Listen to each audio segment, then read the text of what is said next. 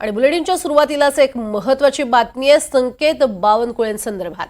संकेत बावनकुळेंवरती नेमकी कुठली कलम लावायची, कलमांबाबत सीताबर्डी पोलीसच संभ्रमात पडलेले आहेत। संकेत बावनकुळेंची मेडिकल टेस्ट केलेली नाहीये।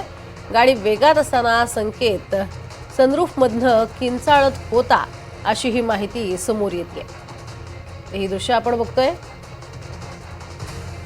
गाडी अतिशय वेगात होती आणि ती वेगात असताना सनरूफवरनं संकेत बावनकुळे किंचाळत होता अशी ही माहिती आहे। मात्र सध्या पोलीस चांगले संभ्रमात आहेत। अधिक माहिती घेऊयात, संजय तिवारी आमचे प्रतिनिधी आपल्या सोबत आहेत। नेमका या सगळ्या प्रकरणामध्ये आता पोलीस संभ्रमात पडलेले आहेत। संजय, काय अधिक माहिती? प्रज्ञा, मुख्य प्रश्न हा आहे, दोन प्रश्न आहेत। ती जी ऑडी कार आहे ती त्यांनी आपल्या मित्राला अर्जुन हावरेला, ज्यांनी त्याच्यासमोर मद्यप्राशन केलं होतं, त्याच्या हाती स्वखुशीने दिली तर याचं उत्तर हो आहे। कारण जसं आता आपण सांगितलं, तो वाहन चालकाच्या बाजूच्या सीटवर बसून एन्जॉय करत होता। नंतर रूफटॉप विंडोमधून तो बाहेर पाहत होता, एन्जॉय करत होता राईड, हे आता स्पष्ट झालेलं आहे। तसा CCTV फुटेज नागपूर पोलिसांच्या हाती मिळालेला आहे। आणि दुसरा प्रश्न मग तसा असा की संकेत बावनकुळेंनी ही जी कार त्याच्या हातात दिली, तो त्यांनी मद्यप्राशन केलेलं असतानाही त्याच्या हातात दिली, तर हा गुन्हा ठरतो काय? रॅश ड्रायव्हिंगला, स्पीड ड्रायव्हिंगला प्रोत्साहन दिल्याचं, समर्थन किंवा उत्तेजन दिल्याचा हा गुन्हा ठरतो काय? यासाठी आता पोलीस प्रतीक्षा करत आहेत फॉरेन्सिक लॅबच्या रासायनिक चाचणी अहवालाची, म्हणजे केमिकल ॲनालिसिसच्या अहवालाची। केमिकल ॲनालिसिसमध्ये हे स्पष्ट होणार आहे की अर्जुन हावरेच्या रक्ताच्या सॅम्पलमध्ये अल्कोहोलचं किती प्रमाण आढळलं।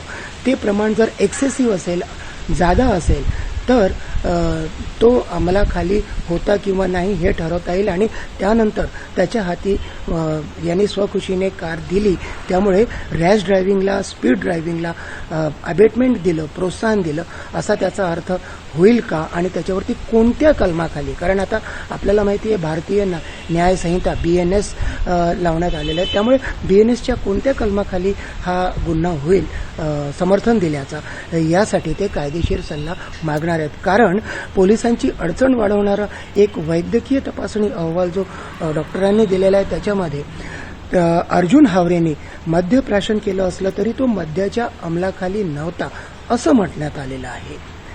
अर्जुन हावरेच्या डोळ्यांची बुबळं, श्वासाची गती, हृदयाची गती, हे सगळ्याची तपासणी केली असता डॉक्टरांनी जो वैद्यकीय चाचणीचा प्राथमिक अहवाल दिला आहे, त्यामध्ये त्यांनी मद्यप्राशन केलं असलं तरी तो मद्याच्या अंमलाखाली नव्हता, त्याच्या मेंदूवरती मद्याचा अंमल झालेला नव्हता असं नमूद करण्यात आलं आहे। त्यामुळे पोलिसांचा गोंधळ वाढला आहे। पोलिसांनी आधीच याच्यामध्ये चुका केलेल्या आहेत। आपल्याला माहिती आहे, ऑडी कारच्या मालकाचा किंवा ऑडी कारच्या RTO रजिस्ट्रेशनचा नंबर FIR मध्ये अजूनही नोंदवण्यात आलेला नाही। पोलिसांनी संकेत पाहून गेल्यामुळे त्याचं मेडिकल करू शकलेले नाही आहेत आणि या कारची कित्येक तासानंतर पहाटे 4:30 वाजता FIR नोंदवण्यात आलेल्या आहे। या सगळ्या पोलिसांकडून झालेल्या चुका आहेत। त्यामुळे आता पोलीस पुन्हा गोंधळात पडलेले आहेत आणि फॉरेन्सिक लॅबच्या अहवालाची प्रतीक्षा करतात। नक्कीच, तुर्तास धन्यवाद या संपूर्ण सविस्तर माहितीसाठी।